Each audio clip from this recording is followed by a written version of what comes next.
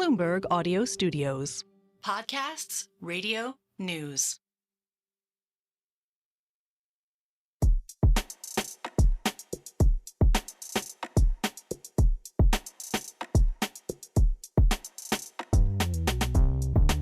Welcome to the Merryn Talks Money Weekly Roundup, our debrief on the biggest stories in markets and economics. I'm Merryn Somerset Webb. And I'm John Stepek, senior reporter and author of the Money Distilled newsletter. Great, look, you actually remembered your cue. Only just. He's learning. We're learning together. Anyway, we are both in the studio today. Sometimes I'm in one place, John's in another place, but we are both here today, which is exciting because when we finish recording this, we're going to hang out and talk about the budget, aren't we, John? Oh, yes. Yes, we are. We are recording this and you're going to hear it before the budget, but the next time you hear from us will be after the budget, and we'll have lots to talk about, but obviously we're going to talk about nothing but that until it begins. But until then, we can invite people on, can't we? John, yes. What can we invite people to? We can invite people to Thursday morning, 7:30 at the Bloomberg building. Mm-hmm. Merryn will be talking to me. I'll be talking to you. Me, Stephanie Flanders, rather more An actual celebrity economist. And Andy King, who is formerly of the OBR. So he might actually know something. Exactly, and he might also, well, actually, no, he probably, Let's reserve judgment, yes, shall let's we? reserve judgment. We've heard him. But come join us there. I think there will be a registration link in the show notes. There are a few places left, so do sign up there. We'd be excited to see you. And obviously, we'll be very excited to talk about the budget because we think it's going to be absolutely great. It's right, John? Fantastic. I see growth ahead of us. Optimistic years to come. However, until then... The crystal is on ice as we speak. Absolutely. We're not going to talk about that anymore. We're going to talk about a few other things. In fact, we're going to start by talking about Japan because I'm very interested in Japan, and because I'm interested in Japan, I've somehow, over the last 20 years, managed to make John interested in Japan. There was an election there recently, or a couple of days ago, which had a unexpected result. No clear winner for the first time since the 1990s. Although I say it was unexpected, I think it was only unexpected for the polling companies. In fact, I was in Japan a few weeks ago, and pretty much everybody expected something like this to happen. Everyone said, Ishida Sani is not very popular, and we don't really expect him to be a clear winner. So what does it mean for the Japanese market? John, you wrote on this in Money Distilled a few days ago. You're the expert. Well, yeah. I mean, there's only one person in this room, I believe, who speaks Japanese, and it's not me.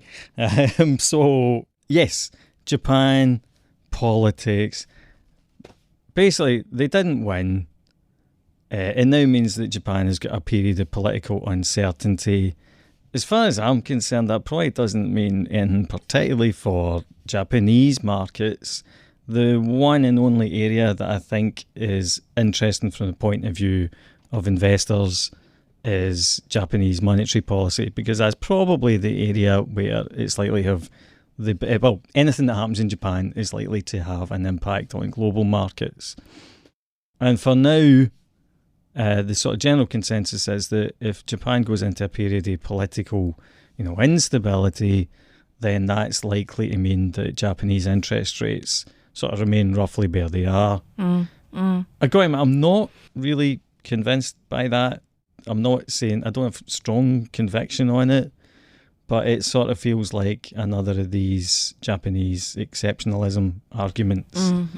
Always different. Well, yeah, and it's not. It's not. And of course, all the reasons why there's been this little mini upset in this election is for all the same things that have happened to the rest of the world. A little bit of inflation, wages not keeping up with inflation, et cetera, et cetera. All the same things, except for one difference in Japan. No housing crisis there. We'll come on to that. But with a falling population, you tend to not have a housing crisis. Yeah, well, that's quite helpful. Yeah. Maybe we'll have that soon. Yeah. But one thing, when we look at the Japanese market, I've been bullish on the Japanese market for a while, and we always say one of the reasons, the main reason we like it is because it's cheap. There's lots of very, very high quality companies in Japan. They are benefiting as well from people shifting from China into Japan. But the key thing that's going on there at the moment is that everybody else has noticed the Japanese market is cheap. So if you go to Japan now, hang out in Tokyo for a little while, you're going to see almost nothing but private equity bros. They are all over the place, the private equity guys coming in. There's a wall of money there looking for things to buy in Japan. So that's a flaw underneath equity prices that flows in there. So, I'm very loath to join in this discussion about how, because Japan is no longer obviously politically stable, although I'd say this is still pretty stable stuff. We're not really talking about anything bizarre happening here. We're just talking about a slightly different kind of coalition. Not that big a deal. I'm very loath to join in the idea that because there's a mildly less stability in Japan than there was, that means that there's stock market trouble ahead. I may easily be wrong, of course, but it seems unlikely. I mean, if political instability and having leaders in charge who absolutely everybody dislikes with the thing, then the UK stock market would have collapsed by now, wouldn't it? Yeah, and I mean, obviously it did have a rough period. It did, but it had a pretty good year so far. Yeah. Despite the new government's popularity ratings plummeting by the second. Yeah, absolutely. Doesn't seem to make any difference to the market. And even with this budget coming up, I know we weren't going to talk about the budget, but it doesn't sound like it's going to be particularly good for markets. But nothing has happened to the market so far except AIM, by the way. Of course, we'll come back to that after the budget. I mean, no, I agree. And also, I do think it's interesting because people, in the immediate aftermath of this, people kept talking about Japan being politically stable. But like, I'm sufficiently old enough to remember that after Koizumi, who was the chap who looked a wee bit like Elvis and quite a glamorous prime minister, there was a period of there was basically at least one Japanese prime minister a year between him and Abe taking over in 2012. So it really it's hardly any time that it's been, relatively stable. And, I mean, goodness me, poor Abe was assassinated recently. I mean, it's hardly a hotbed of stability. Do you know what I mean? When you think about it, it's just because nobody pays attention because we're over here and they're over there. And, Japan, for being such a big country, doesn't draw that much attention to itself on the global stage. But it's not. I mean, can you imagine if a ex-prime minister had been assassinated recently here? What the kind of tone would be? No one would be talking about us being politically stable. Aye. Maybe they aren't anyway. I suppose if we're going to talk about the Japanese election, we should briefly talk about the US election and to the extent to which that will matter for markets. We can't say Japanese election doesn't matter, American election might. And when I look at that again, I think it seems these two candidates are so far apart in their campaigning. But when it actually comes to it, there's probably going to be pretty much everyone is forecasting, regardless of who wins, a kind of political gridlock. And in the main, we have found, haven't we, historically, that markets love political gridlock. Because markets love consistency and no change. You've got a good bit of gridlock, nothing really happens, everything's fine. Of course, if there was a clean sweep, Harris won, then I think that would be mildly bearish, or maybe very, very bearish when you could corporate taxes, etc., etc. Yeah. And if Trump were to win, maybe that would be more bullish, and particularly, of course, for Bitcoin. Yeah, for Bitcoin. I mean, I think the problem with elections is that they never have the impact that you expect. I think often they're one of those things where even if you knew the results, you would probably have a real difficulty placing a proper bet before everything happened. I mean, the classic example of that is when Trump won. I remember that really specifically because actually I'm sure I've told that story before, but I'd seen Brexit happening. It's all right, our readers are very tolerant. That's true, Very They must be, mustn't they? We'd seen Brexit happening and I thought, right, well, okay, if Trump happens, because the polls didn't expect Trump to happen, so I thought, I'm going to put a wee bet on here that if he wins, then, the stock market will go down and the gold price will go up. So I woke up the next morning at 5ish for some reason. I checked my kind of, account and the gold price had shot up and I was like, oh, fantastic, Trump's won. I made a few bob off the back of that. By the time I got out of bed, my bet was back down to almost zero and I just managed to make a tenner or something like that. Okay, I just want to interrupt to say, to be clear, John does not regularly gamble and he does not usually get out of bed at 5 a.m. to check his spread bets. No. Right? No, okay, definitely not. Just to be absolutely clear, this is not something that we are recommending. To be clear, that was a one-off and that was genuinely because I saw what happened with Brexit and I thought, actually, put your money where your mouth is, see what happens.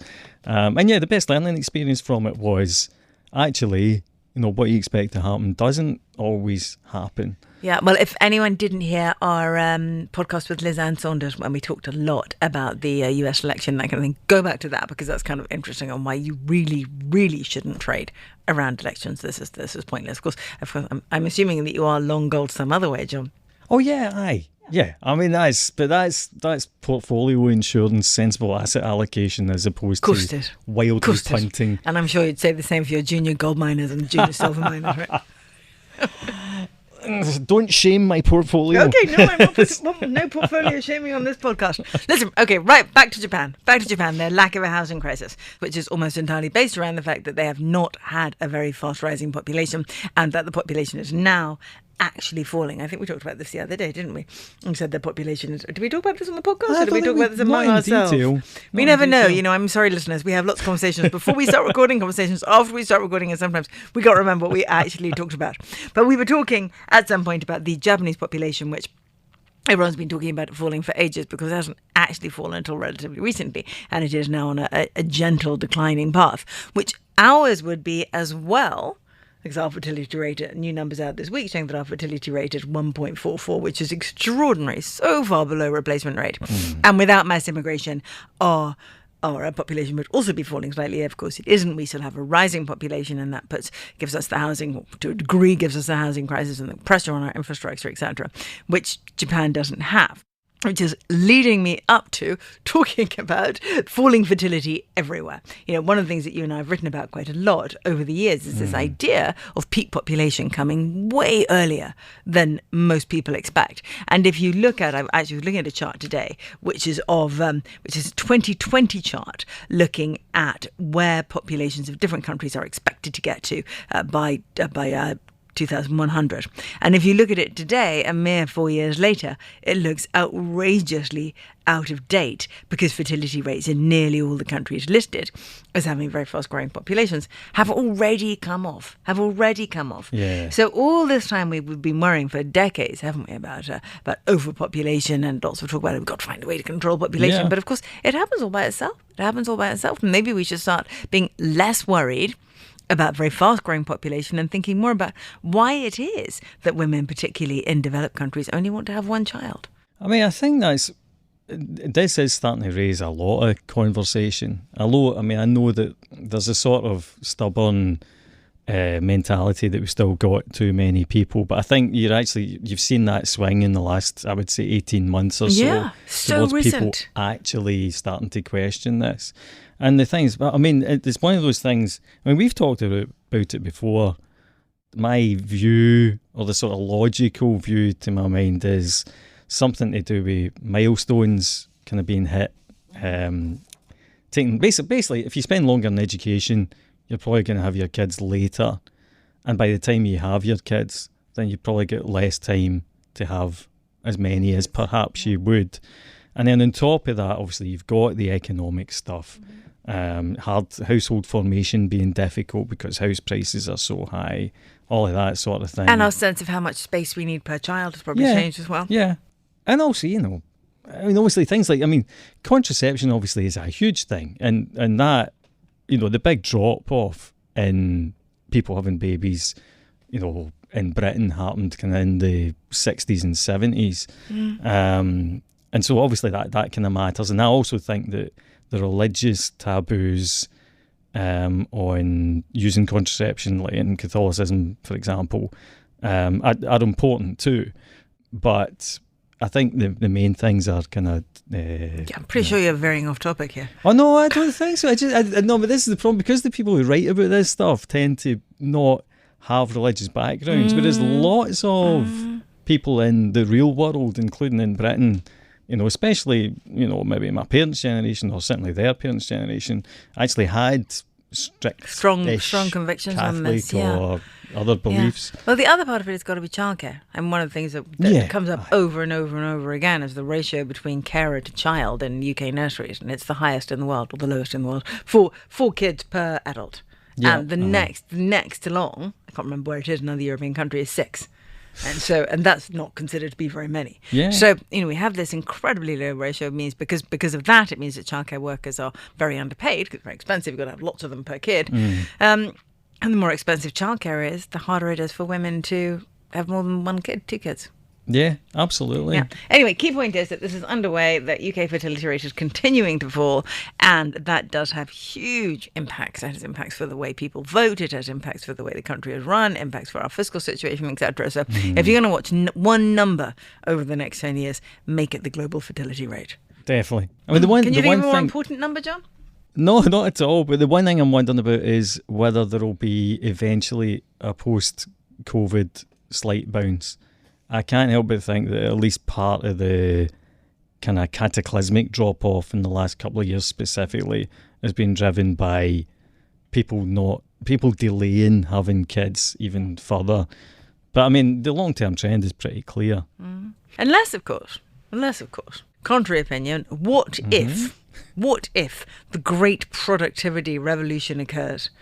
GDP per head goes up massively. Yeah. You no longer require 2 working parents per household. This could happen. Oh yeah, I mean, that would And then change things. suddenly Yeah. everyone will have 4 kids in their 20s again. Aye, and maybe if, house prices, maybe if we sorted those kinds of things out, it would at least take the edge off it. Yeah. And not long now, all this stuff will be sorted out in a budget. Mere matter of hours from when you listen to this. More on that later in the week. And do sign up to come and listen to us talk if you have time. We would like that very much.